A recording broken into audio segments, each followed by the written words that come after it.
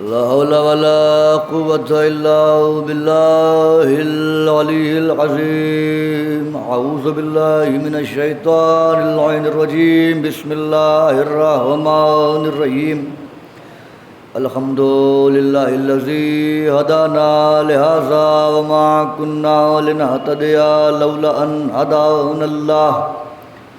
لقد جاءت رسل ربنا بالحق والصلاة والسلام على سيد الأنبياء والمرسلين سيدنا ونبينا وشفيع ذنوبنا وحبيب قلوبنا وطبيب نفوسنا مولانا ومولى الثقلين جد الحسن والحسين بالقاسم محمد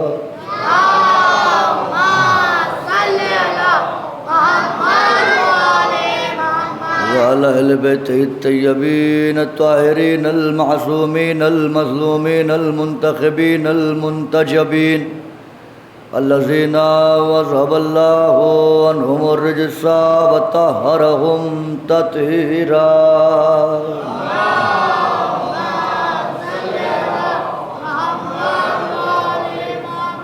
لعنة الله على أعدائهم وقتلتهم وغاصب حقوقهم ومنكر فضائلهم وولايتهم وجلالتهم وعظمتهم وعطشهم أجمعين من ليلنا هذه إلى قيام يوم الدين. أما بعد فقد قال الله تعالى في القرآن المجيد والفرقان الحميد وهو أصدق الصادقين وقوله الحق. بسم الله الرحمن الرحيم. إني جاعل في الأرض خليفة. صلوات محمد وآل محمد.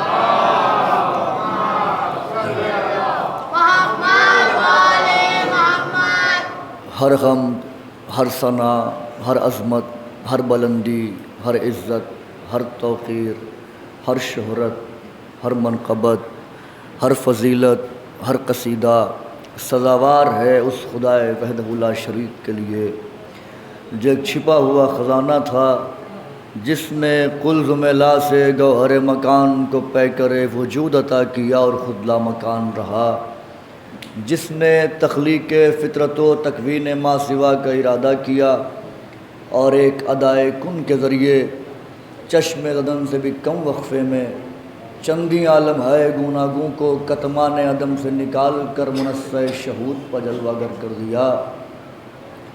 درود اور سلام ہو ان انوار مقدسات پر ذات واجب نے جنہیں اپنی معرفت کے لیے اپنے نور سے خلق فرمایا.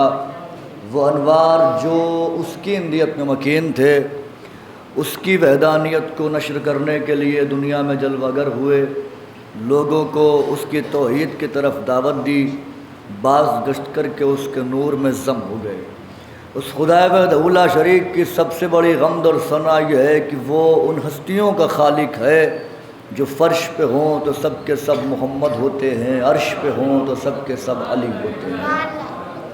اس خدائے وحدہ لا شریک کے واجب الوجود ہونے پر دلیل کے لیے بس یہی کہہ دینا کافی ہے کہ وہ ہستیاں اس کو سجدہ کرتی ہیں جن کے لیے شافعی جیسا امام اعظم اپنی پوری زندگی کہتا رہا کفا فی فضل مولانا علی وقوع الشک فیہ انہ اللہ ومات الشافعی ام لیسا یدری علی ربہ ام ربہ اللہ.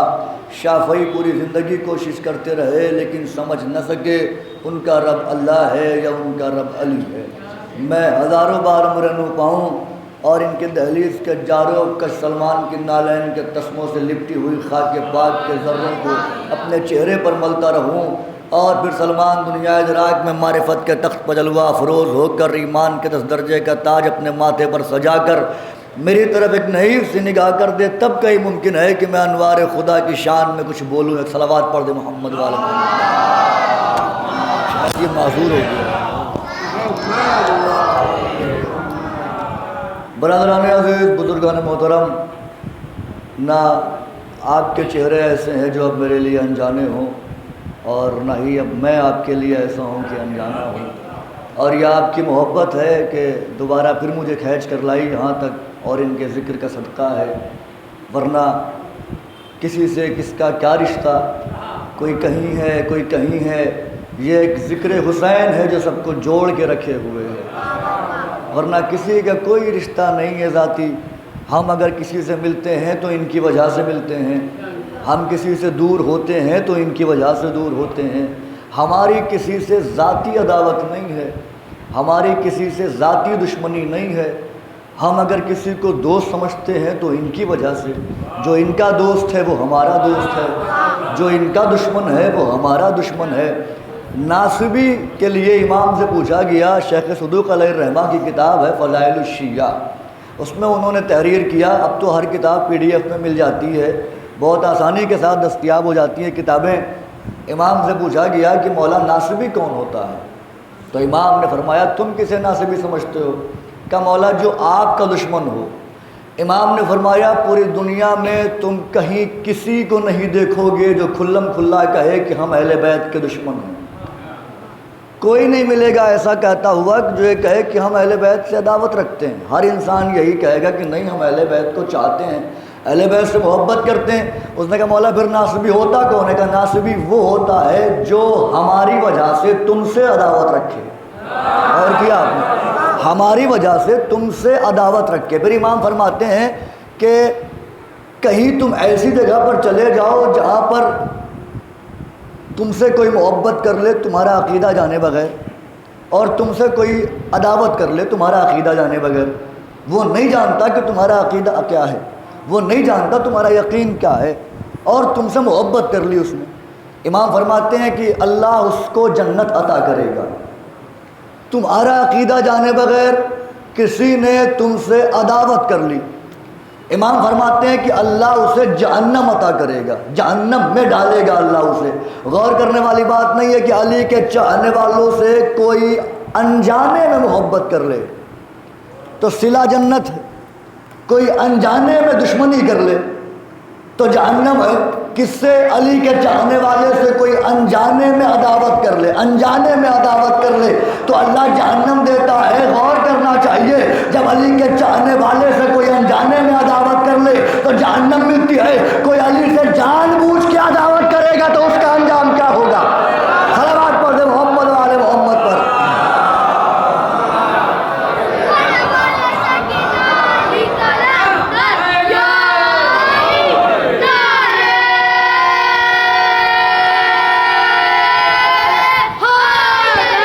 مولا یاد رکھے آپ کو، وہ چہرے کبھی نہ مرجھائے جو نام علی پر گلاب کی طرح کھل جاتے ہیں، وہ زبانیں فالج اور کینسر جیسی موذی بیماری سے محفوظ رہیں جو علی علی کیا کرتی ہیں، جن کا ورد زبان علی علی ہے۔ میں نے جس آیت کی تلاوت کا شرف حاصل کیا، مشہور و معروف آیت ہے۔ اللہ کہہ رہا انی جاعل فی الارض خلیفہ، جاعل اس میں فاعل ہے۔ اللہ کہہ رہا ہے کہ خلیفہ بنانے والا میں ہوں۔ کسی کو یہ اتھارٹی نہیں، کسی کو یہ حق نہیں کہ وہ کسی کو خلیفہ بنائے۔ خلیفہ جب بھی بناؤں گا میں بناؤں گا۔ کس سے کہا اللہ نے؟ فرشتوں سے۔ وَإِذْ قَالَ رَبُّكَ لِلْمَلَائِكَةِ، فرشتوں سے کہا تو فرشتوں نے کیا کہا؟ قَالُوا أَتَجْعَلُ فِيهَا، یہی تو کہا أَن يُفْسِدَ، پروردگار تو اس کو خلیفہ بنائے گا جو فساد کر، جس کی اولاد فساد کرے گی، خوریزی کرے گی۔ قَالَ إِنِّي أَعْلَمُ مَا لَا تَعْلَمُونَ، جو میں جانتا ہوں وہ تم نہیں جانتے۔ یہ اعتراض کرنے والے کون ہیں؟ معصوم ہیں، فرشتے ہیں، انسانوں کی بات ہی نہیں یہاں پر۔ اعتراض کیوں کیا؟ اس کا مطلب پہلے کچھ دیکھا ہے انہوں نے، جس کی وجہ سے کہہ رہے ہیں کہ تو اسے بنائے گا جو خوریزی کرے گی، فساد کرے گی۔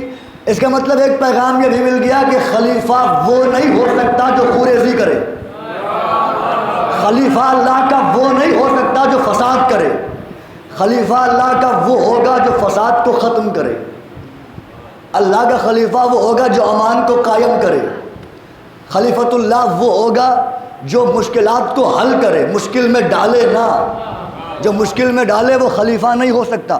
2 دن کی تقریر انشاءاللہ اسی عنوان کے تحت ہوگی، اللہ کا خلیفہ کون ہوتا ہے۔ خلیفہ کوئی بنا سکتا ہے؟ نہیں، اللہ بنائے گا خلیفہ، اس لیے کہ وہ کہہ رہا ہے انی جاعل فی الارض خلیفہ، خلیفہ میں بنانے والا ہوں۔ جب بھی خلیفہ بناؤں گا میں ہی بناؤں گا، کسی کو یہ حق حاصل نہیں ہے کہ وہ خلیفہ بنائے۔ کہہ کس سے رہا ہے؟ فرشتوں سے۔ فرشتوں نے یہ اعتراض کیا، اس کا کیا مطلب ہے؟ یعنی پروردگار تو ہم کو بنا دے، ہم تیری نحن نسبح و نقدس، پروردگار ہم تیری تقدیس کرتے ہیں، ہم تیری حمد کرتے ہیں، تو ہمیں خلیفہ بنا، تو ہمیں خلیفہ بنا، تو ہمیں یہ منصب عطا کر دے۔ اللہ نے کہا نہیں، تم اس منصب کے قابل نہیں ہو، توجہ کیجئے گا، اللہ نے کہا تم اس منصب کے قابل نہیں ہو۔ بھائی فرشتے معصوم تھے، فرشتے اللہ کی عبادت کرنے والے تھے، فرشتے اللہ کی تسبیح کرنے والے تھے، فرشتے اللہ کی تحلیل کرنے والے تھے، اس کے باوجود بھی اللہ نے انہیں خلیفہ نہیں بنایا، اللہ نے انہیں منصب خلافت عطا نہیں کیا۔ وہ اللہ کی تسبیح کرنے والے، ہر لمحہ اللہ کی تقدیس کرنے والے، ہر لمحہ اللہ کی حمد کرنے والے، وہ معصوم فرشتے، عصمت والے فرشتے، لیکن اللہ نے انہیں خلیفہ نہیں بنایا، منصب خلافت نہیں دیا۔ یہی تو غور کرنے والی بات ہے، جب اللہ کے معصوم فرشتے خلیفہ نہیں ہو سکتے تو بتوں کو پوجنے والے کافر خلیفہ کیسے ہو سکتے ہیں؟ صلوات پڑھ دیں محمد والے محمد پر۔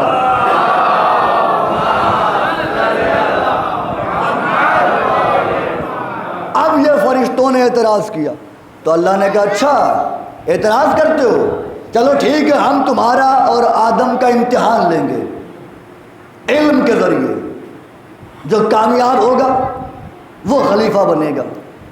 ہوا نا آدم کا امتحان، اسما پیش کیے گئے، اللہ نے یا آدم و انبئہم باسمائہم، ہوا ہے، اللہ نے آدم کے سامنے اسما پیش کیا، فرشتوں کے سامنے اسما پیش کیے، پھر فرشتوں سے پوچھا کون ہے؟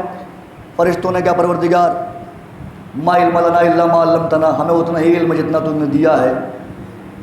پھر آدم سے پوچھا، آدم نے تعارف کروایا، یہ پنجتن کے نام بتائے آدم نے۔ علم کی بنیاد پر آدم کو خلافت ملی۔ یعنی قرآن نے ایک بات یہ بھی واضح کر دی کہ منصب خلافت کا جو تعین ہوگا وہ علم کی بنیاد پر ہوگا، میجارٹی کی بنیاد پر نہیں ہوگا، تعداد کی بنیاد پر نہیں ہوگا، کون کس کے ساتھ ہے یہ نہیں دیکھا جائے گا، یہ دیکھا جائے گا جبکہ فرشتے آدم سے بظاہر بڑے ہیں، ہے نا، پہلے خلق ہوئے آدم سے، آدم تو فرشتوں کے سامنے چھوٹے ہیں، آدم کی عمر کچھ بھی نہیں فرشتوں کے سامنے، لیکن اللہ نے سن و سال کو معیار نہیں بنایا، اللہ نے عمر کو معیار نہیں بنایا۔ عام لفظوں میں کہہ دوں، اللہ نے کہہ دیا خلافت کا عمر سے لینا دینا ہے ہی نہیں۔ اور کیا آپ نے، کوئی تعلق ہی نہیں ہے عمر سے، علم سے تعلق ہے۔ تو اللہ نے یہ معیار بنا دیا کہ میرا خلیفہ وہ ہوگا جس کے پاس علم ہوگا۔ اللہ نے روز اول ہی پیمانہ بنا دیا کہ اللہ کا خلیفہ وہ ہوگا جس کے پاس علم ہوگا۔ تو اب میں تو یہ دیکھوں گا علم کہاں پر ہے، میں تو خلیفہ اسے مانوں گا جو کہے سلونی سلونی، اسے نہیں مانوں گا جسے اونٹ اور اونٹنی میں تمیز نہ ہو، جو بیٹی سے جا کے مسئلہ پوچھا کرے۔ صلوات پڑھ دے محمد والے محمد پر۔ دیکھیے تھکا بھی ہوں، تھوڑی طبیعت بھی گرفتار ہے، لیکن میری نیت میں کوئی کھوٹ نہیں ہے اور الحمدللہ آپ کی سماعت میں بھی کوئی کھوٹ نہیں ہے۔ میں کہہ چکا ہوں کہ سننے کا سلیقہ بھی یہی عطا کرتے ہیں، پڑھنے کا ہنر بھی یہی عطا کرتے ہیں، کوئی اپنی مرضی سے سامع نہیں بن سکتا، اس لیے کہ تفہیم بھی یہی عطا کرتے ہیں۔ جب سمجھے گا سامنے والا شخص تبھی وہ بولے گا۔ اب کتاب کا نام تفسیر کبیر، علامہ فخر الدین رازی اہل سنت کے رائٹر ہیں، انہوں نے لکھا جب اللہ نے آدم کی خلافت کا اعلان کیا تو اس وقت لا تعداد فرشتے تھے، اتنے فرشتے تھے کہ پورے فضائے عالم پر محیط تھے، کوئی جگہ نہیں تھی فضائے عالم پر، اتنے فرشتے تھے۔ فرشتے کر کیا رہے تھے؟ انہوں نے لکھا کوئی فرشتہ تسبیح کر رہا تھا، کوئی فرشتہ حمد بجا لا رہا تھا، کوئی فرشتہ مصروف تقدیس تھا، کوئی فرشتہ سجدے میں تھا، کوئی فرشتہ رکوع میں تھا، کوئی فرشتہ قعود میں تھا، یعنی ہر فرشتہ کچھ نہ کچھ عبادت کر رہا تھا، اللہ کی کسی نہ کسی ذریعے سے حمد بجا لا رہا تھا۔ لیکن جب اللہ نے اپنے خلیفہ کا ذکر کیا تو قعود والے نے اپنا قعود چھوڑ دیا، رکوع والے نے اپنا رکوع چھوڑ دیا، سلام والے نے اپنا سلام چھوڑ دیا، سب جمع ہو کے اللہ کا فرمان سننے لگے. بھائی اللہ کی عبادت کر رہے تھے, عبادت کیوں چھوڑ دی اللہ کی؟ کہ اللہ کی عبادت چھوڑی, لیکن اللہ کے حکم کے تحت. اللہ نے کہا سنو, اب اللہ خلیفہ کی خلافت کا اعلان کر رہا ہے جسے وہ خلیفہ بنا رہا ہے. فرشتوں نے آدم کا ذکر سنا. اللہ کی عبادت وہ بھی عبادت ہے, خلیفہ کا ذکر سننا جسے اللہ خلیفہ بنائے وہ بھی عبادت ہے. اسی لیے فرشتوں نے چھوڑ دیا رکوع قعود سلام سب کچھ چھوڑ کے آدم کا ذکر سن کے یہ پیمانہ بنا دیا, یہ میزان بنا دی, یہ قانون بنا دیا کہ جب آدم جو اللہ کا پہلا خلیفہ ہے جب اس کا ذکر سننا عبادت ہے تو وہ علی جو ایک وقت میں وصی بھی ہے, خلیفہ بھی ہے, ولی بھی ہے, امام بھی ہے. صلوات پڑھو.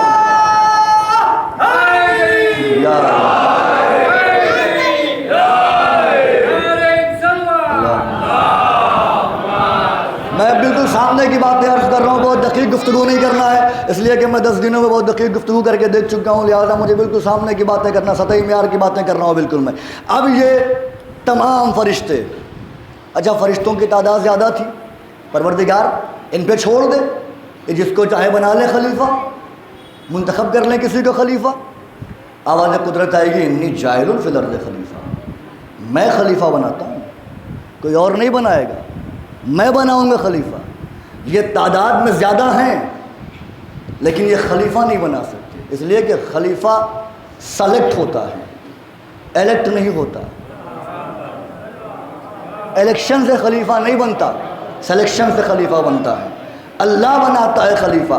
تعداد بھی زیادہ ہے ان کی, یہ زیادہ بھی ہیں, اس کے باوجود بھی اللہ نے یہ اختیار اپنے پاس رکھا کہ خلیفہ میں بناؤں گا.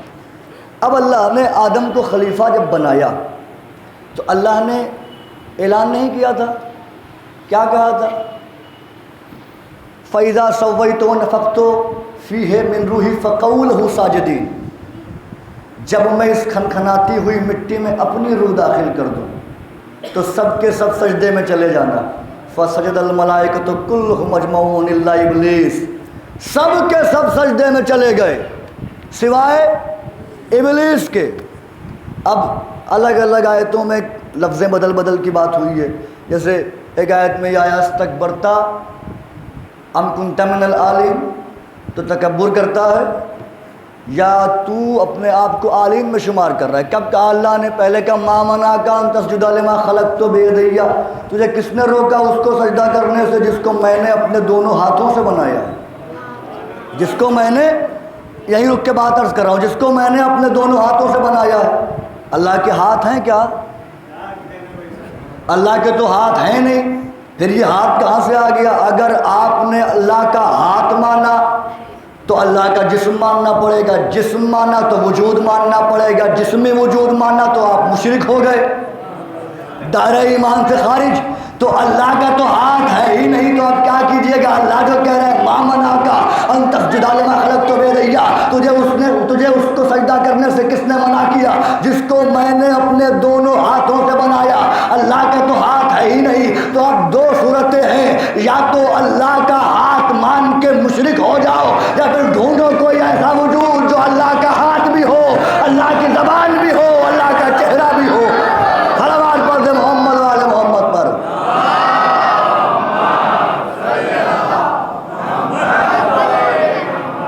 غور فرما رہے ہیں آپ؟ یا علی, غور فرمایا آپ نے؟ یہ انتخاب اللہ کے پاس ہے. اب جب اللہ نے کہا سب نے سجدہ کر لیا سوائے ابلیس کے, تو اللہ نے اس سے کہا تم تکبر کرتے ہو یا اپنے آپ کو عالین میں شمار کرنے لگے ہو. عالین, علی کی جمع سب جانتے ہیں, یعنی کچھ علی تھے جن پر آدم کا سجدہ نہیں تھا. یہ جو لفظ آدم ہے نا, اسی میں آدم کی خلقت چھپی ہوئی ہے. علم العداد کی بنیاد پہ اگر آپ غور کریں گے تو الف کا عدد ہے 1, دال کا عدد ہے 4, میم کا عدد ہے 40. الف بتا رہا ہے کہ حکم دینے والا کوئی ایک ہے. یہ دال کے 4 بتا رہے ہیں کہ آدم کی تخلیق میں کوئی 4 ہستیاں شریک ہیں. میم کا عدد 40 بتا رہا ہے کہ آدم کی مٹی 40 دن تک خمیر ہوئی ہے۔ اب آپ سوچیں گے پنجتن، ہاں پنجتن، لیکن آدم کی خلقت میں جو آدم کی مٹی خمیر ہوئی اس میں 4 ہستیاں شامل تھیں۔ ایک ہستی پنجتن میں پردے والی ہے، ایک ہستی کا نام ہے زہرا، جس کا لمس نہیں ہے، جس کا نور بھی ان کے صلب میں نہیں رکھا گیا۔ رسول کو بلایا گیا معراج پر کہ آؤ لے جانے کے لیے، اور فرما رہے وہ ہے بی بی۔ اب جب آدم کی خلقت ہو گئی، سجدہ ہو گیا آدم کو، فرشتوں نے بیعت کر لی آدم کی، اللہ ابھی شیطان سے کہہ رہا ہے، کس نے منع کیا؟ پھر اللہ کہہ رہا ہے وَكَانَ مِنَ الْكَافِرِينَ، وہ تو تھا ہی کافروں میں۔ تو جب تھا ہی کافروں میں تو وہ عرش پہ کر کیا رہا تھا؟ کانا فعل ماضی ہے، جب تھا ہی کافروں میں تو پھر عرش پہ کیا کر رہا تھا؟ آواز قدرت آئے گی یہ کافر تھا لیکن اظہار کفر نہیں تھا۔ غور کیجیے گا، اظہار کفر نہیں تھا، تو مالک کا اس کا اظہار کفر دنیا کے سامنے لانے کے لیے ہی تو آدم کی خلافت کا انتظام کیا۔ آدم کی خلافت کا اعلان کر ہی اسی لیے رہا ہوں تاکہ جو اس کے اندر کا کفر ہے نا وہ سامنے آ جائے اور فرشتے دیکھ لے کہ ان کے ساتھ بیٹھتا تھا، معصوم کے ساتھ بیٹھتا تھا لیکن کافر تھا اندر سے، پوری توجہ، معصوم کے ساتھ بیٹھتا تھا لیکن اندر سے کافر تھا۔ کیوں میرے معبود کیوں کر رہا ہے ایسا؟ کہ تمہیں نہیں معلوم آنے والے زمانے میں میں اپنا نبی بھیجوں گا جو تمام نبیوں کا سردار ہوگا، وہ معصوم ہوگا، اس کی بزم میں بیٹھنے والے کچھ ایسے ہوں گے جب آنے والے لوگ کہیں گے کہ بھائی جب وہ برے تھے، وہ کافر تھے، وہ منافق تھے تو پیغمبر کی بزم میں بیٹھے کیوں؟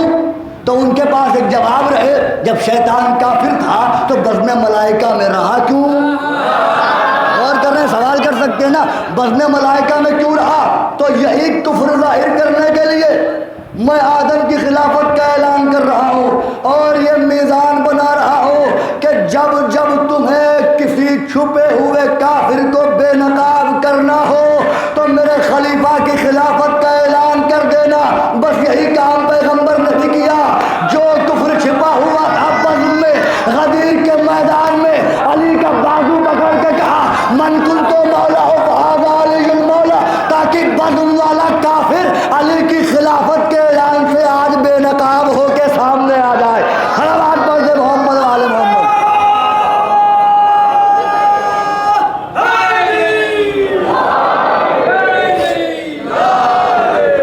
غور فرمایا آپ نے، یہ انتظام قدرت ہے تاکہ جواز قائم رہے، کوئی کہہ نہ سکے کہ پیغمبر تو جانتے تھے، تو آپ فوراً جواب دے سکتے ہیں اللہ بھی تو جانتا تھا، تو شیطان کو کیوں رکھا وہاں پہ؟ اب جب اللہ نے بات کرنا شروع کی تو کیا کہا؟ پہلے اللہ نے کہا کس نے منع کیا اس کو سجدہ کرنے سے؟ پھر اللہ کہہ رہا ہے کہ تم تکبر کر رہے ہو یا اپنے آپ کو عالین میں شمار کر رہے ہو۔ ابھی تک اللہ نے یہ نہیں کہا فخرج منہا انک رجیم، نکل میری بارگاہ سے تو رجیم ہے، نہیں کہا۔ اس نے جواب دیا خلقتنی من نار وخلقتہ من طین، مجھے آگ سے بنایا ہے، آدم کو مٹی سے بنایا ہے، آدم کو تراب سے بنایا ہے، مجھے آگ سے بنایا ہے، میں افضل ہوں۔ بس جیسے ہی اس نے کہا نا کہ میں تراب سے افضل ہوں، اللہ نے کہا اچھا تیرے اندر سے علی کی عداوت کی بو آ رہی ہے۔ تراب سے عداوت، تراب سے عداوت، نکل۔ شیطان سے کہوں گے بھائی کر لو سجدہ، اتنے دن تک تم نے اللہ کی عبادت کی ہے، ساری عبادت رائے گاہ ہو جائے گی، ایک لمحے کی بات تو ہے آدم کے سامنے سر جھکا دو۔ شیطان کہے گا دیکھیے صاحب میں شیطان ہوں لیکن منافق نہیں ہوں۔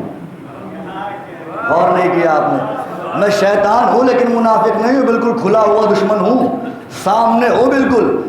اللہ نے جب یہ سنا نا، وہ کہہ رہا ہے کہ میں اس سے افضل ہوں، آدم ہے تراب، آدم ہے تراب، پوری توجہ۔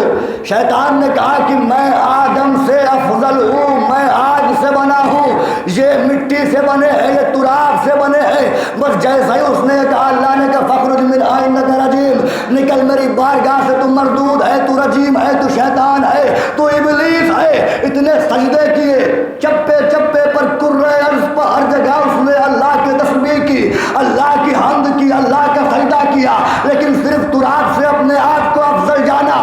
اللہ نے کہا نکل میری بارگاہ سے، تیری نماز بھی گئی، تیرا روزہ بھی گیا، تیرا حج، جتنی بھی عبادتیں ہیں تیری عبادت ساری کی ساری چلی گئی، تیری تسبیح چلی گئی، تیری حمد چلی گئی، تیری تحلیل چلی گئی، جتنی تو نے تسبیحات کی میرے لیے سب تیری تسبیحات چلی گئی، اس لیے کہ تو نے تراب سے عداوت کی، تو نے تراب سے عداوت کی، تو نے تراب سے عداوت کی۔ یہی تو عرض کرنا چاہ رہا ہوں، ملت غور تو کرے، اگر جو مستقل اللہ کی بارگاہ میں سربا سجود ہو، اللہ کی تسبیح کرے، اللہ کی تحلیل کرے، اللہ کی حمد کرے، وہ اگر ایک لمحے کے لیے تراب سے خود کو افضل سمجھے تو اللہ اپنی بارگاہ سے نکال کے شیطان کہتا ہے جو خود کو ابو تراب سے افضل سمجھے گا اس کا انجام کیا ہونا ہے؟ اسے اللہ اس کے روزے سمیت، اس کی عبادت سمیت، اس کے حج سمیت اللہ کہے گا جا۔ میں اس سے پہلے یہ بات عرض کر چکا ہوں قرآن کی آیت سے کہ لوگ کہتے ہیں کہ اتنی نمازیں پڑھتے ہیں وہ اللہ تو عادل ہے۔ ہاں بے شک اللہ عادل ہے، اللہ نے اپنے قرآن میں کہا نہیں ہے کیف یہدی اللہ قوما کفروا بعد ایمانہم، سورہ آل عمران میں اللہ اس قوم کی کیسے ہدایت کرے جو ایمان کے بعد کافر ہو گئی۔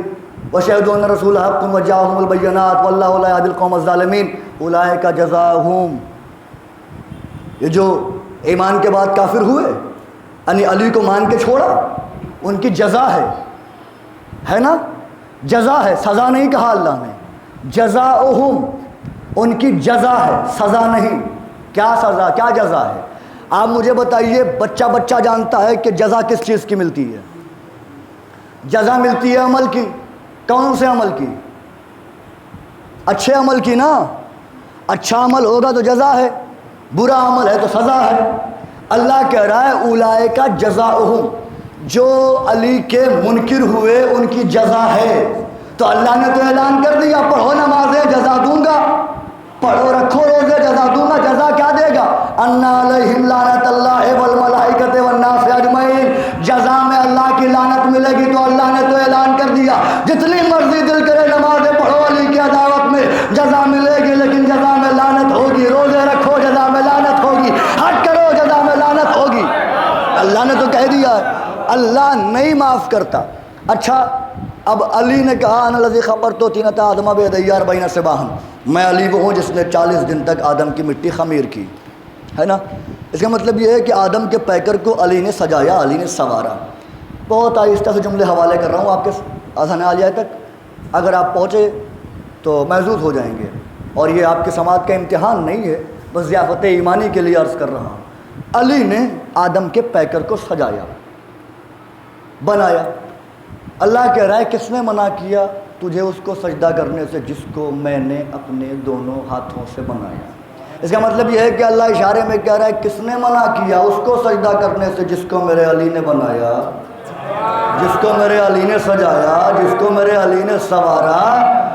اگر ہزاروں برس اللہ کی عبادت کرنے والا علی کے بنائے ہوئے کو نہ مانے، انکار کر دے تو اللہ بارگاہ سے نکال دیتا ہے۔ اب مسلمانوں غور تو کرو، جسے علی بنائے اسے ہزاروں برس سجدے کرنے والا نہ مانے تو شیطان ہو جاتا ہے۔ اب جسے علی کا مولا محمد مولا بنائے اسے جو نہ مانے، غور کر رہے ہیں آپ، اس کا انجام کیا ہونے والا ہے؟ اب آدم کو سب نے سجدہ کیا۔ کس نے سجدہ کیا؟ فرشتوں نے، معصوم نے۔ میں بہت اشاروں میں بات کر کے گزروں گا۔ معصوم نے سجدہ کیا، کس کو؟ آدم کو۔ آدم کون ہے؟ خلیفۃ اللہ۔ گفتگو خلافت پہ ہو رہی ہے، اللہ کے خلیفہ حضور۔ میں ہر بار یہی بات کہتا ہوں کہ بزرگوں کے لیے میں کوئی بات نہیں پڑھتا، نوجوان دوستوں کے لیے پڑھتا ہوں، کیونکہ ان کی تو زندگی مجلسوں میں ہی گزری ہے، ان کے لیے کیا پڑھوں گا میں۔ آدم کو سجدہ کس نے کیا بھائی؟ فرشتوں نے۔ فرشتے معصوم، خلیفۃ اللہ کو سجدہ کیا، خلیفۃ اللہ کو سجدہ کیا، اللہ کے پہلے خلیفہ کو سجدہ کیا۔ آدم ہے محمد کی جبین سے بہے ہوئے پسینے کے قطرے کا نام، اور علی ہے محمد کا لہو، علی ہے محمد کا خون، اور یہ سب جانتے ہیں کہ خون پسینہ برابر نہیں، پسینے سے خون افضل ہوتا ہے نا، پسینہ افضل نہیں خون سے، خون پسینے سے افضل ہوتا ہے۔ اسی لیے علی کو پیغمبر نے خون کہا۔ جملہ آج جواز قائم کر رہا ہوں قرآن کی اسی آیت کی روشنی میں، فسجد الملائکۃ کلھم اجمعون، سب نے سجدہ کیا، کس کو؟ آدم کو۔ سجدہ کرنے والے کون؟ ہم اور آپ تھے؟ نہیں، فرشتے، معصوم، اللہ کی عبادت کرنے والے اور خالص عبادت کرنے والے۔ وہاں پر کوئی خیال ہی نہیں، کوئی تصور ہی نہیں، صرف اللہ ہی اللہ ہے۔ اللہ کی تسبیح کرنے والے، اللہ کی حمد کرنے والے ملائکہ، فرشتے سجدہ کسے کر رہے ہیں؟ تعظیماً آدم کو۔ آدم ہے اللہ کا خلیفہ، اللہ نے آدم کی خلافت کا اعلان کر کے اور فرشتوں کو سجدے کا حکم دے کے آدم کو مسجود ملائکہ بنا کے یہ قانون بنا دیا کہ اللہ کا خلیفہ وہ ہوتا ہے جس کے سامنے معصوم فرشتے سجدہ کریں، اللہ کا خلیفہ وہ ہوتا ہے جس کے سامنے معصوم فرشتے سجدہ کریں۔ تو بھائی ہم نے تو عقیدہ قرآن سے لیا ہے، ہم جانتے ہیں کہ اللہ کا خلیفہ وہ ہوتا ہے جس کے سامنے معصوم فرشتے سجدہ کریں۔ اگر پہلے خلیفہ کو معصوم فرشتے سجدہ کر لیں تو بدعت نہیں ہوتا، ہم علی کے نجف پر جا کے سجدہ کر لیں تو بدعت کیوں ہو جاتا ہے؟ اور کیا یا علی، پھر آپ کے لیے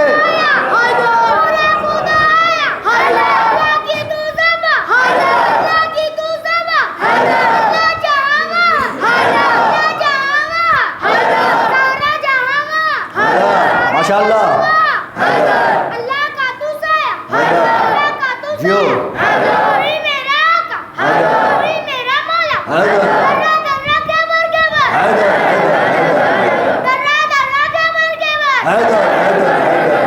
جو جو بولے رحمت اس پر، جو جو بولے رحمت اس پر، جو نہ بولے لعنت اس پر، دونوں ہاتھ بلند کر کے نعرہ علی۔ پہلے آپ کے لیے 4 مصرے، اس کے بعد جو بچے نے کہا نا جو بولے رحمت اس پر، قرآن کی آیت ہے اس کے لیے، اور حضور تو بیٹھے ہوئے ہیں، آپ نے بھی نعرہ لگایا اپنے ہمراہ فقط خاک شفا لے جانا، اپنے ہمراہ فقط خاک شفا لے جانا، زیر تربت یہ اندھیرا نہیں ہونے دیتی، اپنے ہمراہ فقط خاک شفا لے جانا، زیر تربت یہ اندھیرا نہیں ہونے دیتی۔ لو ولایت کی تپش کا ذرا دیکھو تو اثر، یہ ضعیفوں کو بھی بوڑھا نہیں ہونے دیتی۔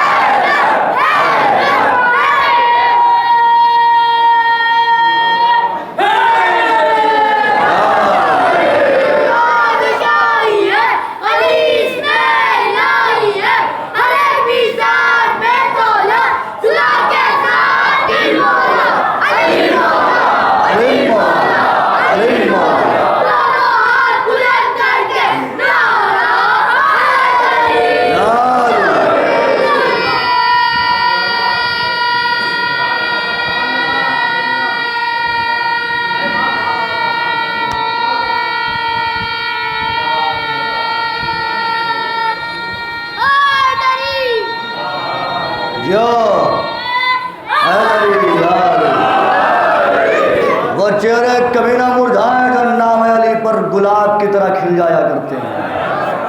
ابھی اس نے کہا نا رحمت، قرآن میں آیت ہے قل بفضل اللہ وبرحمتہ فلذلک فلیفرحوا، میرے حبیب ان سے کہو کہ یہ خوش ہوا کریں تو اللہ کے فضل سے اور اللہ کی رحمت سے۔ مومنین کے لیے اللہ کہہ رہا ہے کہ مومنین خوش ہوں تو اللہ کے فضل سے اور اللہ کی رحمت سے. بحار الانوار عربی مخطوطہ جو تلخیص ہے اس کی نویں جلد میں یہ تشریحات روایت کے طور پر مل جائے گی جو معصوم نے تفسیر کی ہے. پوچھا گیا مولا فضل کیا ہے, رحمت کیا ہے؟ امام نے فرمایا فضل سے مراد محمد کی نبوت ہے, رحمت سے مراد علی کی ولایت ہے. اس کا مطلب یہ ہے کہ مومن کو خوش ہونا ہے یا محمد رسول اللہ سے یا علی ولی اللہ سے. رحمت, علی کی ولایت, فضل, محمد کی نبوت ہر چیز کی ایک ضد ہے, اپوزٹ ہے.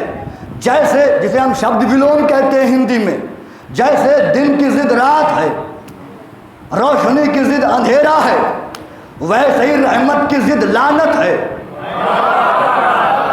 رحمت کی ضد لعنت ہے اور اللہ کہہ رہا ہے کہ رحمت ہے علی کی ولایت. تو جب یہ بات واضح ہو گئی کہ رحمت ہے علی کی ولایت تو میں بوانگے دوحل منبر پر ڈنکے کی چوٹ پہ کہہ سکتا ہوں کہ رحمت علی کی ولایت ہے اور رحمت کی ضد ہے لعنت. تو جو حامی ولایت ہے وہ رحمت اللہ ہے, جو منکر ولایت ہے وہ لعنت اللہ ہے. اور فرمایا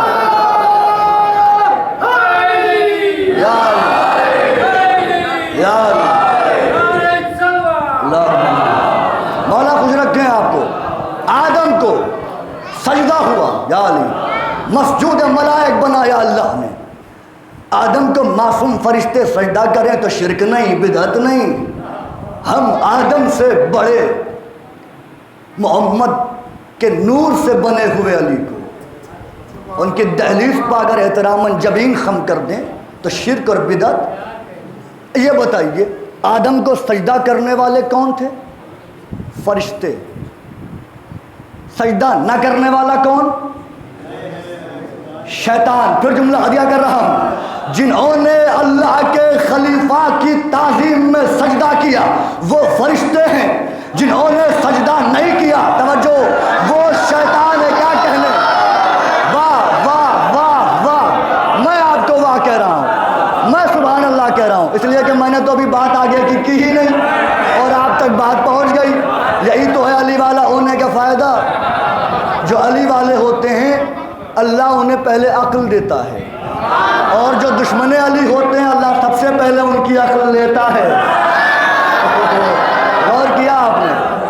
تو جنہوں نے سجدہ کیا وہ فرشتے, جنہوں نے سجدہ نہیں کیا, جس نے سجدہ نہیں کیا وہ ہے شیطان. تو اللہ نے روز اول ہی قانون بنا دیا کہ جو میرے خلیفہ کی تعظیم میں سجدہ کرے گا وہ فرشتہ صفت ہوگا, جو سجدہ نہیں کرے گا وہ شیطان نما ہوگا. تو اب بھائی مجھے یہ نہ بتاؤ کہ مکے والوں نے کس کی بیعت کی, مدینے والوں نے کس کی بیعت کی, مہاجرین نے کس کی بیعت کی. اس لیے کہ قانون خدا نے دے دیا, جو اللہ کے خلیفہ کی تعظیم میں سجدہ کرے وہ فرشتہ صفت ہے, جو سجدہ نہ کرے وہ شیطان ہے. اب تو میں یہ دیکھوں گا کہ علی کی دہلیز پر کون آیا کون نہیں آیا. جو آ کے سجدہ کرے گا وہ فرشتہ صفت ہے, جو دور رہے گا وہ شیطان صفت ہے. صلوات پر دے محمد یا یا غور کیا.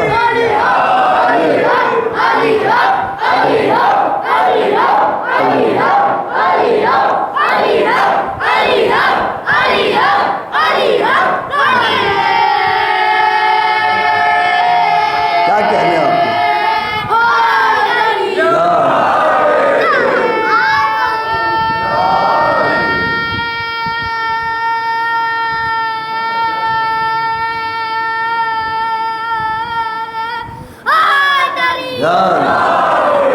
ہم سے کہا جاتا ہے یا علی, ہم سے کہا جاتا ہے علی کو بھائی علی چوتھے ہی خلیفہ ہیں. ہم بھی چوتھے ہی مانتے ہیں علی کو. تھوڑی دیر کے لیے آپ حیران ہو گئے نا, ارے یہ کیا ہو گیا؟ ہاں اللہ کے بنائے ہوئے چوتھے ہی ہیں. پہلے جناب آدم ہیں, دوسرے جناب داؤد ہیں, تیسرے جناب ہارون ہیں اور چوتھے میرے مولا ہیں. لیکن یاد رکھنا ہم اللہ کا بنایا ہوا چوتھا مانتے ہیں لیکن محمد کا بنایا ہوا کل بھی پہلا مانتے تھے, آج بھی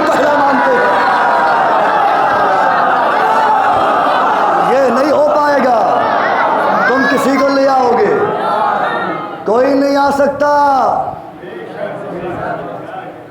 ہم سے کہتے ہیں اتحاد کریے اتحاد کریے. بھائی ہم تو متحد ہونا چاہتے ہیں, اتحاد کرنا چاہتے ہیں. آپ آئیے, ہم آپ کو اپنی محافل اور مجالس کی زینت بناتے ہیں, آپ ہم کو بلائیے. ہم آپ کی میلاد میں آتے ہیں, آپ کے اجلاس میں آتے ہیں. اتحاد ہو جائے گا. کیسے اتحاد ہوگا؟ ہم آپ کو سقیفہ سناتے ہیں, آپ ہمیں غدیر سنائیے. اتحاد ممکن ہو جائے گا. یہ ممکن نہیں ہے. نہ آپ ہم کو غدیر سنا سکتے ہیں, نہ ہم آپ کو آ کے وہاں سقیفہ سنا سکتے ہیں, کیونکہ آپ برداشت نہیں کر پائیں گے, ہے نا. تو یہ ممکن ہی نہیں ہے. تو پھر اس کا ایک ہی علاج ہے, اپنے عقیدے کو چھوڑو نہیں, ہمارے عقیدے کو چھیڑو نہیں.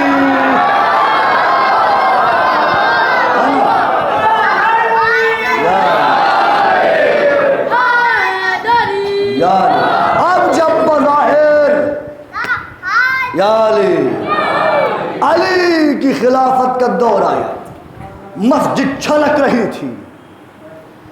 محمد کے بعد ممبر کے جو زینے تھے, جب پہلے صاحب آئے تو انہوں نے اس جگہ کا احترام کیا اور وہ نیچے بیٹھے, ایک زینہ چھوڑا. دوسرے صاحب آئے, انہوں نے پہلے والے کے احترام میں وہ زینہ چھوڑا. دوسرے صاحب آئے, انہوں نے پہلے والے کے احترام میں چھوڑ دیا. تیسرے صاحب آئے, انہوں نے دوسرے والے کے احترام میں. اب زینے بچے ہی نہیں.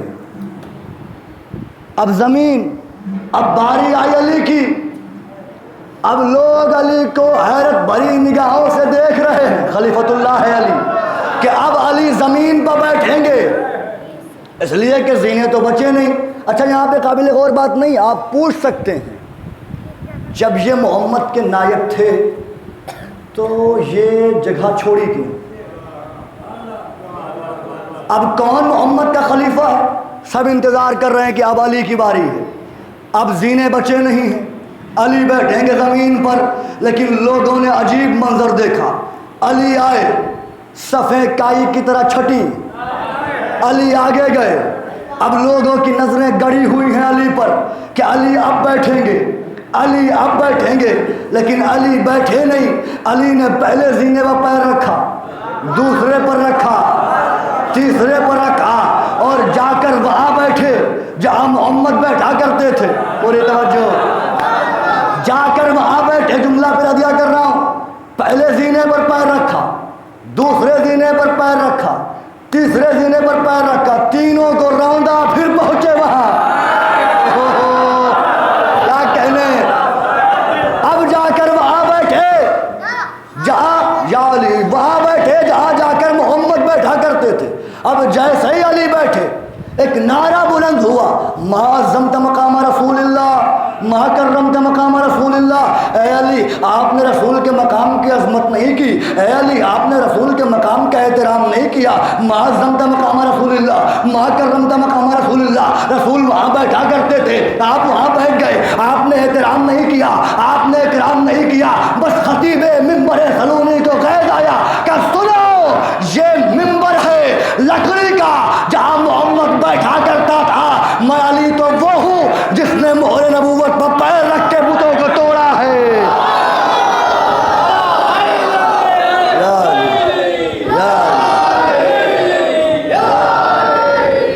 بتوں کو توڑا یا علی, نبی کے دوش پر پیر رکھ کر.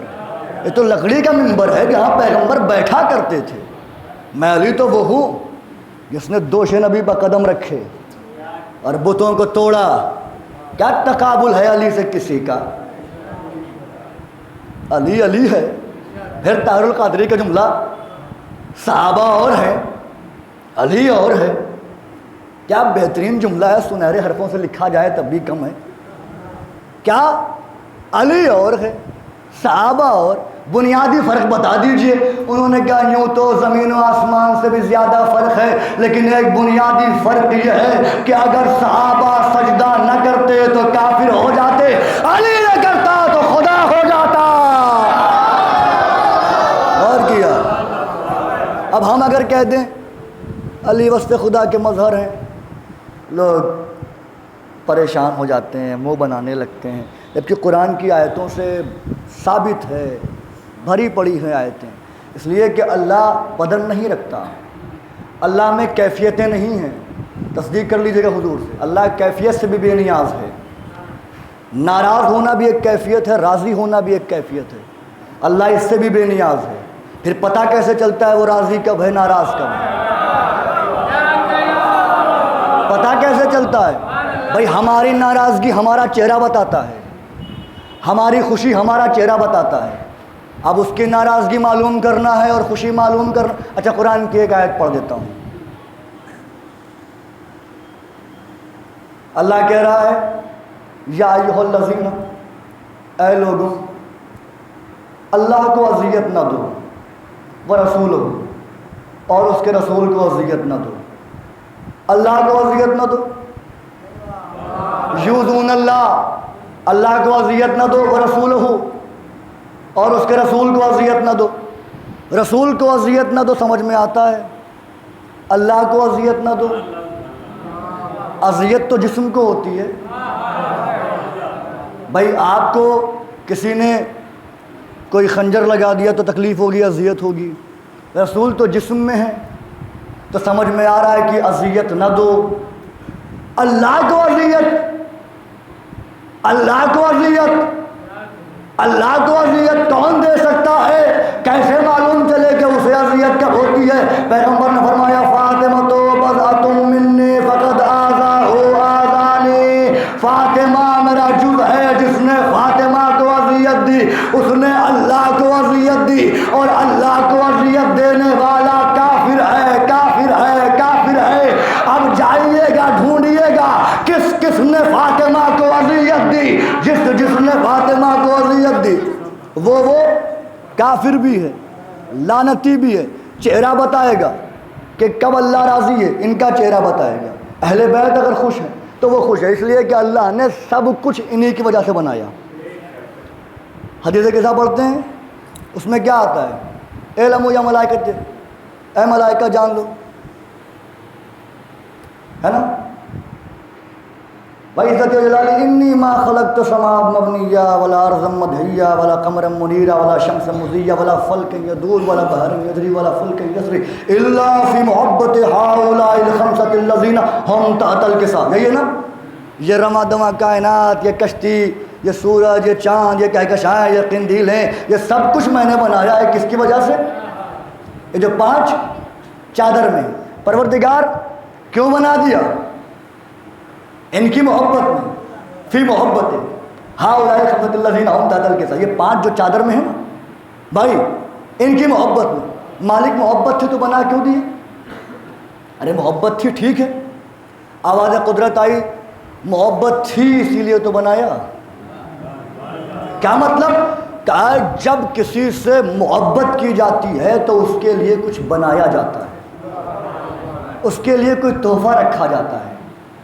مالک تو نے بنایا کیوں؟ کہ اس لیے چونکہ میں اسے محبت کرتا ہوں. محبت کرتا ہے تو بنایا کیوں؟ کہ بنایا اس لیے تاکہ جب کوئی چاند کو دیکھے تو میرا محمد یاد آئے کہ اس نے چاند کے ٹکڑے کیے تھے. جب کوئی سورج کو دیکھے تو میرا علی یاد آئے کہ علی نے سورج کو پلٹایا تھا. جب کوئی تاروں پر نگاہ کرے تو در بطول یاد آئے کہ دروازے پر تارا اتر کے آیا تھا. اس کا مطلب یہ ہے کہ محبت میں چاند تارے بنائے اسی لیے تاکہ دنیا والے دیکھ کے انہیں یاد کرتے رہے اے میرے پروردگار تو خالق مطلق تھا، قادر کائنات تھا، علی کل شیء قدیر تھا. تو نے جو چاہا وہ بنا لیا ان کی محبت میں. تو نے ان کی محبت میں چاند بنا دیا، ان کی محبت میں سلسبیل بنا دیا، ان کی محبت میں سورج بنا دیا، ان کی محبت میں زمین بنا دی، ان کی محبت میں آسمان بنا دیا. چاند اس لیے بنایا تاکہ لوگ دیکھیں تو تیرا محمد یاد آئے. سورج اس لیے بنایا تاکہ لوگ دیکھیں تو علی یاد آئے. تارے اس لیے بنائے تاکہ لوگ دیکھیں تو دروازہ بطول یاد آئے. مالک ہم بھی ان سے محبت کرتے تھے. ہم کیا کرتے؟ ہم چاند تو بنا نہیں سکتے تھے، ہم کہکشائیں تو بنا نہیں سکتے تھے. ہم نے عالم بنایا تاکہ کوئی دیکھے تو عباس یاد آئے. ہم نے تازیہ بنایا کوئی دیکھے تو حسین یاد آئے. ہم نے امام بارگاہ بنائی اور کیا. صلوات پڑھ دے محمد والے محمد پر. اب کوئی علم دیکھے گا تو اسے عباس یاد آئے گا، یاد کوئی تازیہ دیکھے گا تو حسین یاد آئے گا. عزا خانہ دیکھے گا تو یہ سب یاد آئیں گے، ہم نے بھی محبت کی، ہم نے بھی پیش کر دیا۔ بڑی عداوت ہے شیعوں سے، بڑی دشمنی ہے شیعوں سے، جبکہ قرآن کی آیت۔ اچھا میں پہلے آپ سے دیکھیے، میں یہ کہہ رہا ہوں پیغام کیونکہ ریکارڈ ہوتا ہے، شیعوں سے دشمنی کرو گے تو نقصان اٹھاؤ گے، خسارے میں چلے جاؤ گے۔ آخری جملہ ہے یہ، خسارے میں چلے جاؤ گے، نقصان اٹھاؤ گے۔ اس لیے کہ شیعوں سے دشمنی تمہیں تمہارے بہت بڑے عمل سے محروم کر دے گی۔ اب آپ سوچ رہے ہوں گے انہیں کیا ہو گیا، کس عمل سے محروم کر دے گی؟ یہ بتائیے کعبہ کس نے بنایا؟ جناب ابراہیم نے کعبے کی تعمیر کی، کعبہ بنایا جناب ابراہیم نے۔ اب قرآن جناب ابراہیم کے لیے کیا کہتا ہے؟ وَإِنَّا مِن شِيَّتِهِ لَإِبْرَاہِيمَ، اور ابراہیم تو شیعہ ہے۔ اگر تم شیعوں سے دشمنی کرو گے تو تمہیں کعبہ چھوڑنا پڑ جائے گا۔ کعبہ چھوڑو پھر دشمنی کرو۔ کعبہ بھی شیعہ نے بنایا ہے، کعبہ بھی شیعہ نے بنایا ہے۔ چھوڑ دو کعبے کو۔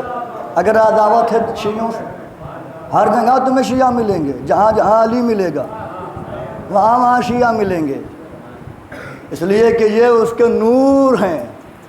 مولا نے یہ کہا نہیں، اب یہ جملہ صرف صاحبان معرفت کے لیے آ گیا، شاید کسی کا حق ہوگا۔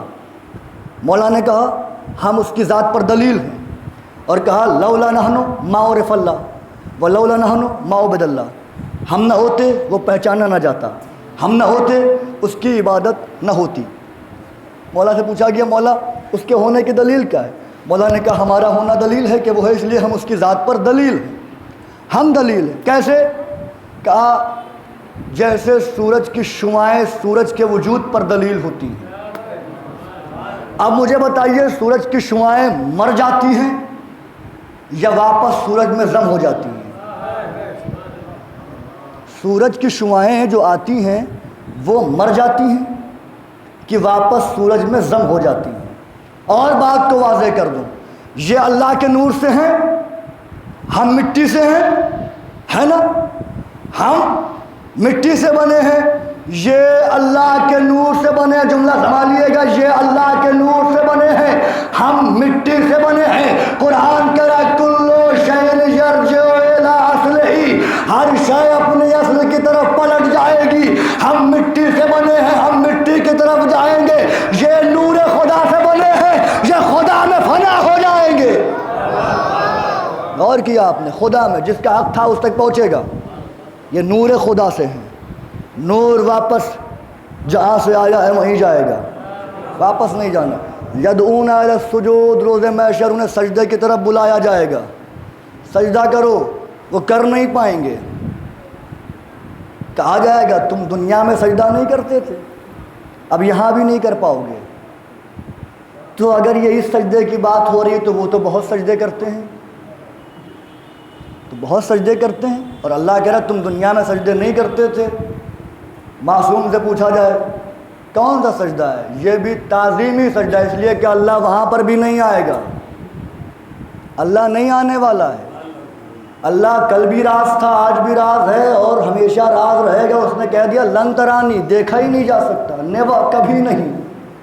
لن ہے، لن، انہوں نے تاکید لگا دی، لن کے ساتھ، دیکھا ہی نہیں جا سکتا، کبھی نہیں دیکھا جائے گا۔ جو یہاں ان کے سامنے جھکتا ہے نا، وہاں بھی وہی جھک پائے گا، اور کوئی جھک نہیں پائے گا، اس لیے کہ یہ اس کے وجود پر دلیلیں ہیں، یہ بتاتے ہیں کیا حق ہے کیا باطل ہے، یہ جو بولتے جائیں گے۔ بس یہ آخری جملہ لوح دل پر لکھیے گا۔ اکثر ہمارے ممبروں سے کہا جاتا ہے حسین نے بیعت نہیں کی، حسین بھی خلیفۃ اللہ ہیں، اللہ کے خلیفہ ہیں حسین بھی، جیسے ولی ہیں، نائب ہیں۔ حضور یہی کہا جاتا ہے کہ حسین نے یزید کی بیعت نہیں کی کیونکہ یزید فاسق و فاجر تھا۔ یہ ہمارا جملہ نہیں تھا، یہ بنی امیہ کے چال کے تحت جملہ رائج ہوا۔ کیوں؟ اور اپنے یہاں بھی یہ جملہ رائج ہو گیا۔ یہ اس لیے کہا گیا کہ یزید فاسق و فاجر تھا، اس لیے حسین نے بیعت نہیں کی۔ اس کا مطلب یہ ہے کہ جو اس سے پہلے لوگ آئے تھے وہ فاسق و فاجر نہیں تھے اور ان کی بیعت ہوئی تھی۔ غور کر رہے ہیں آپ؟ بہت بڑی بات یہ لوگ کر جاتے ہیں، اپنا دفاع کر جاتے ہیں یہ. لیکن میں منبر سے کہہ رہا ہوں، یزید کی بات چھوڑیے، سلمان بھی اگر آ جاتے، سلمان تو فاسق و فاجر نہیں ہے نا، سلمان بھی آتے کہ حسین بیعت کیجئے، حسین بیعت نہ کرتے. سلمان کو چھوڑیے، 1.25 لاکھ نبی میں سے کوئی نبی آ جائے، حسین بیعت کرو، حسین بیعت نہیں کرتے. حسین بیعت صرف محمد کی کر سکتے ہیں بس، باقی کسی کی بیعت حسین نہیں کر سکتے. اولاد فاطمہ میں جو امام ہے کسی کی بیعت نہیں کر سکتے، صرف محمد کی بیعت کر سکتے ہیں. کیوں کر سکتے ہیں؟ باقی کسی کی بیعت نہیں کر سکتے. قرآن پر قرآن آ سکتا ہے اور کوئی کتاب نہیں آ سکتی. یہ اللہ کا ہاتھ ہے، اللہ کا ہاتھ اللہ کے ہاتھ سے مل سکتا ہے، بندوں کے ہاتھ پر نہیں آ سکتا. بندوں کی بیعت اللہ کا ہاتھ کیسے کر لے گا؟ اس لیے کہ ید اللہ فوق ایدیہم، اللہ کا ہاتھ لوگوں کے ہاتھ کے اوپر ہوتا ہے، نیچے نہیں ہوتا، نیچے نہیں آ سکتا. یہ اگر بیعت کسی کی لیتے ہیں تب بھی ان کا ہاتھ اوپر ہوتا ہے، یوں بیعت نہیں لیتے یہ کہ آؤ بیعت کرو، ان کا ہاتھ نیچے نہیں آتا. بیعت نہیں کی حسین نے، اور حسین نے بیعت نہیں کی، اسی وجہ سے آج ہر چیز محفوظ ہے دین کی. ورنہ صرف بیعت ایک لفظ ہے، کبھی غور کیجئے تو اسی بیعت کی وجہ سے ولایت محفوظ رہی. کیونکہ اگر حسین اپنا ہاتھ دے دیتے تو پھر ولایت محفوظ ہی نہیں تھی. حسین کا بیعت کرنا، علی کا بیعت کرنا ہے، رسول کا بیعت کرنا ہے، حسن کا بیعت کرنا ہے، اور پھر دین یزید کا ہوتا، خدا کا نہ ہوتا. لیکن حسین نے کتنی بڑی قربانی دی اسی اسلام کو بچانے کے لیے، دین کو بچانے کے لیے. میں یہ بات پڑھ چکا ہوں کہ نماز ولایت کے قریب کرتی ہے اور منکر ولایت سے دور کرتی ہے. میں نہیں سمجھتا کوئی علی والا ایسا ہوگا جو ولایت کے قریب نہیں ہونا چاہتا یا منکر ولایت سے دور نہیں ہونا چاہتا. سب نمازی ہیں الحمدللہ، لیکن نماز کے ساتھ ساتھ 40 برس خون رونے والے بیمار امام کو بھی یاد کیا کیجیے.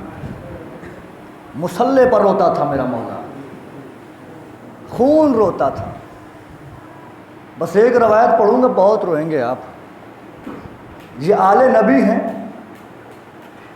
ہمارا پڑھ دینا آپ کا سن لینا بڑا آسان ہے، لیکن کبھی تنہائی میں بیٹھ کے سوچئے 4 سال کی بچی کا سن کتنا ہوتا ہے.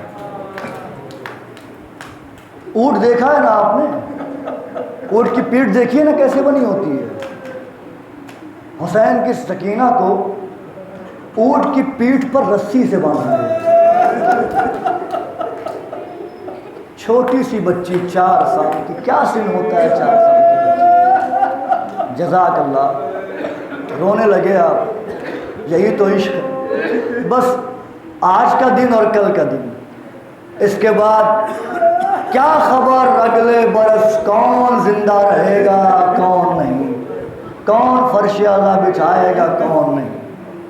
مولا آپ جا رہے ہیں، اجڑنے والے ہیں ماتمدار، گھر ویران ہونے والے ہیں. مولا ہمیں معلوم ہے کہ ہم سے رونے کا حق ادا نہ ہوا. مولا ہمیں معاف کیجئے گا، ہم عزادار شرمندہ ہیں آپ سے کہ جو حق گریہ تھا وہ ہم سے ادا نہ ہوا. مولا آئندہ برس پھر موقع دیجئے گا ہمیں کہ ہم آپ کا فرش اعلیٰ بچھائیں، آپ پر گریہ کریں، آپ پر روئیں. مولا سال بھر انتظار کرتا ہے ہر عزادار، محرم آنے والا ہے، محرم آنے والا ہے، لیکن ابھی یہ ایام عزا جا رہے ہیں. یہی رونے کے لیے کافی ہے کہ ہم جس کا انتظار کرتے تھے وہ دن جا رہے ہیں.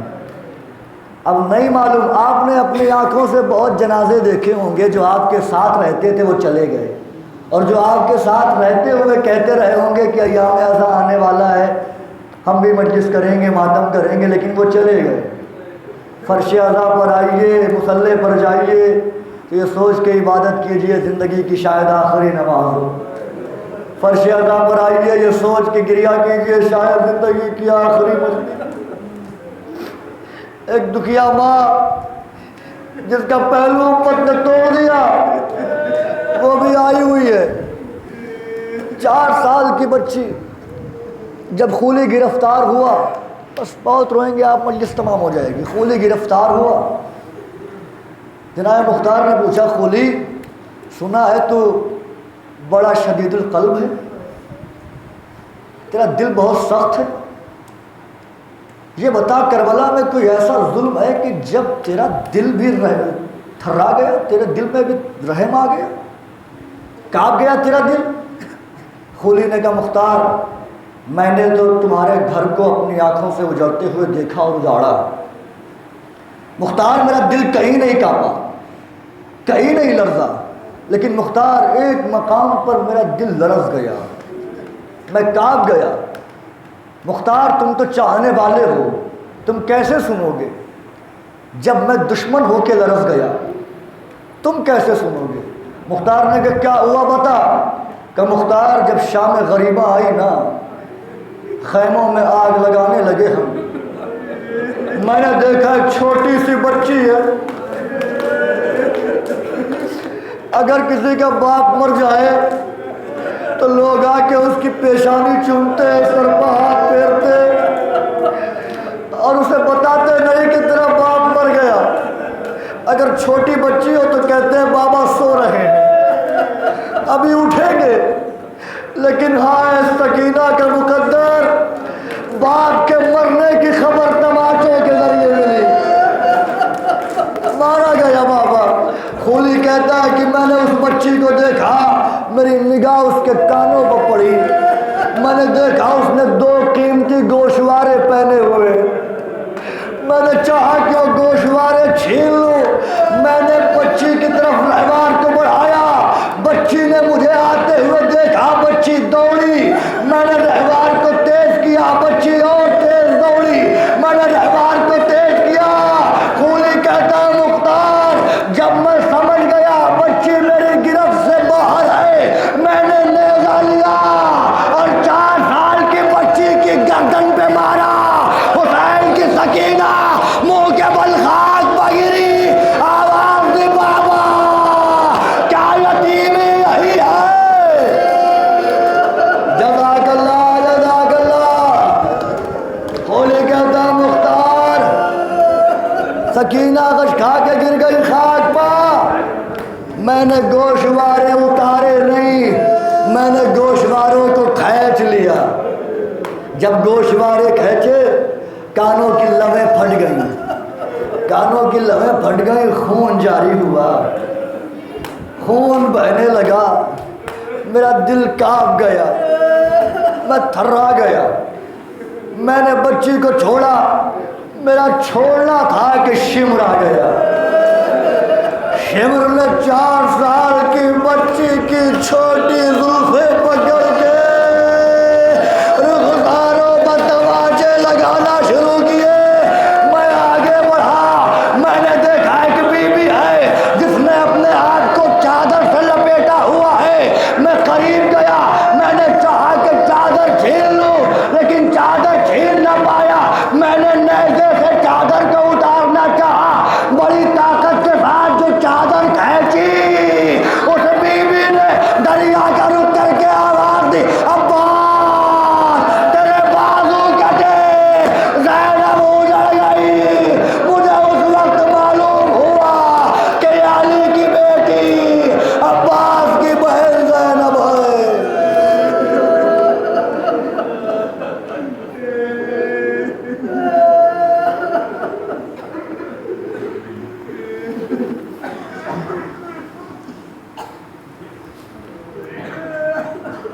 اللہ لعنت اللہ علی القوم الظالمین فیعلم الذین ظلموا ايام القلب ينقلبون.